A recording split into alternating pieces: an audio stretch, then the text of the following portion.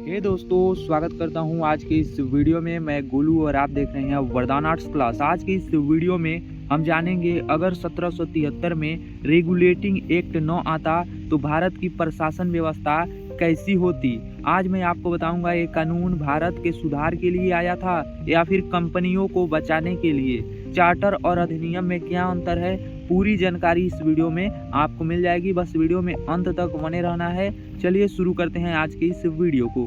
सबसे पहले हम लोग चार्टर को देखते हैं। चार्टर इंग्लैंड में बना कानून जो भारत पर सीधे लागू होता है। भारतीय परिस्थितियों को नज़रअंदाज किया गया। अंग्रेजों को लगता था कि भारत को बाहर से चलाया जा सकता है, लेकिन ऐसा नहीं हुआ।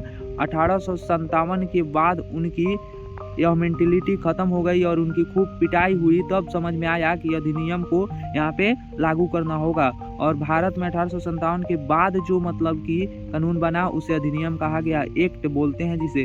भारत की स्थिति देखकर बनाया गया कानून। इंग्लैंड में बने नियम भारत में सफल नहीं हुए। बाद में भारत के लिए अलग कानून बनाए गए और वही अलग कानून अधिनियम कहा गया। आगे बढ़िए, देखते हैं एग्जाम लाइन यहाँ पे क्या है। तो एग्जाम लाइन के लिए है चार्टर यानी आउटसाइड कंट्रोल, यानी बाहर से कंट्रोल करने के लिए बनाया गया था।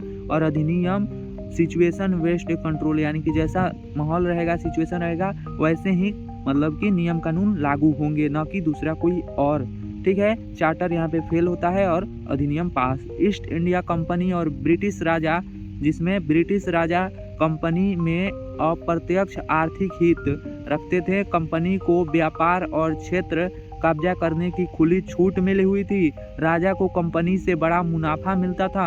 अन्य ब्रिटिश कंपनियों ने पक्षपात आरोप लगाया कि भाई राजा को कंपनी से बड़ा मुनाफा हो रहा है और यह कंपनियों पर पक्षपात यानी कि सीधी आरोप होगी। ठीक है, राजा ने धार्मिक प्रचार को ढाल बनाकर कंपनी को बचाव किया। ठीक है, कंपनी को बचाव किया और क्यों किया नहीं किया आगे सब कुछ पता चल जाएगा। देखिए कॉन्सेप्ट यहाँ पे है, राज प्लस कंपनी निजी लाभ, खुद के लाभ के लिए।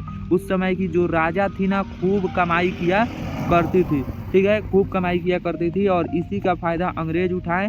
उनके दो जिले मिला करके जो एक राज्य बना, जैसे राजस्थान में 5 गो मतलब कि आपको राजा देखने को मिलेगा, 5 गो, 5 गो नहीं 5 गो, या कम नहीं होता है। कम से कम एक राज्य में एक राजा होना चाहिए था। एक देश में पूरा एक बड़ा राजा होना चाहिए था चलाने के लिए, जैसे कि अशोक हो गया और भी बहुत सारे राजा हैं। इसके पहले वाले वीडियो में मैंने हर एक राजा का नाम बताया था जो उस समय भारत के कंपनी के विस्तार के समय मतलब थे।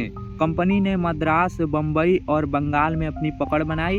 और बम्बई में आप लोग जानते हैं कि कैथरीन से वह अंग्रेज शादी कर लिया और बम्बई को वह क्या कर लिया, दहेज में ले लिया और 100 साल पहले के इतिहास को जान गया। किसके माध्यम से, तो पुर्तगालियों के माध्यम से। समझ में आ रहा है? बिल्कुल। शुरू में व्यापार, बाद में शासन मुख्य लक्ष्य बना उनका। शुरू में वे लोग व्यापार करने के उद्देश्य से आए थे, न कि शासन करने के उद्देश्य से। लेकिन बाद में उन्होंने शासन किया। भारत में केंद्रीय सत्ता का अभाव था। छोटे छोटे शासकों की आपसी कमजोरी, जो मैंने अभी अभी आपको समझाया, यही कमजोरी उनके लिए फायदा बन गया। कमजोरी, कंपनी ने इसी कमजोरी का क्या किया, फायदा उठाया। एग्जाम कीवर्ड है पॉलिटिकल डिस्टिनेशन, यानी सब लोग अपना सत्ताबाजी चलाने में लगे हुए थे। राजा राज करने के लिए बने थे। इधर उधर का आवाज़ है, उसे इग्नोर करके आगे बढ़िए। रेगुलेटिंग एक्ट आने की आवश्यकता। कंपनी बहुत अधिक धन कमा रही थी। अलग अलग क्षेत्रों से अलग हिसाब से राजा के लिए नियंत्रण कठिन हो गया था। शासन और वित्त अवस्था बढ़ने लगी थी।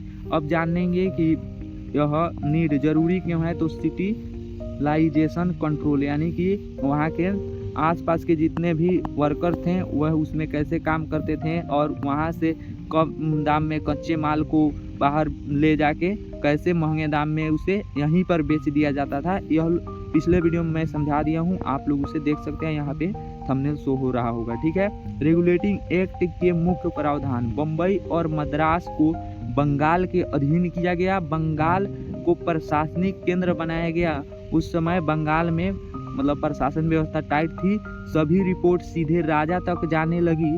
नियंत्रण और पारदर्शिता। आप लोग जानते हैं कि राजा केवल सुनी सुनाई बातों पर ही यकीन करता है, वह तो हर किसी का सिचुएशन देखने नहीं जाता। सुप्रीम कोर्ट की स्थापना। कोलकाता में एक सुप्रीम कोर्ट की स्थापना हुई थी उद्देश्य क्या था, आगे बढ़िए।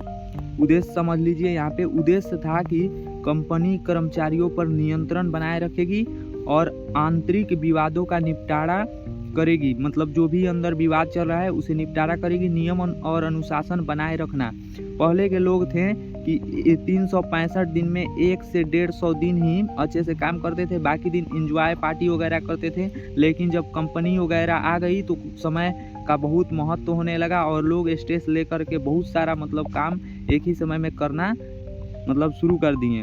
आपको मैं बता दूं, यहाँ पर कम से कम 3 काम पर फोकस कीजिए एक मतलब समय में। आप एक लंबे समय सीमा में 3 काम को कीजिएगा, उससे अधिक कीजिएगा तो आपको ही मतलब नुकसान होगा। यह व्यवस्था कंपनी के हित में थी, भारत के लिए नहीं थी। ठीक है, भारत के लिए यह मतलब फायदेमंद नहीं था। कंक्लूजन देखिए, रेगुलेटिंग एक्ट भारत के सुधार के लिए नहीं अपितु यानी बल्कि कंपनी नियंत्रण का कानून था। ठीक है, रॉलेट एक्ट नहीं, यहाँ पे रेगुलेटिंग एक्ट की बात की जा रही है। यदि आपको वीडियो पसंद आया है तो वीडियो को लाइक कर दीजिए, शेयर कर दीजिए और कमेंट करना है कर दीजिए। मिलते हैं किसी अन्य वीडियो में, तब तक के लिए जय हिंद, जय भारत एंड वंदे मातरम।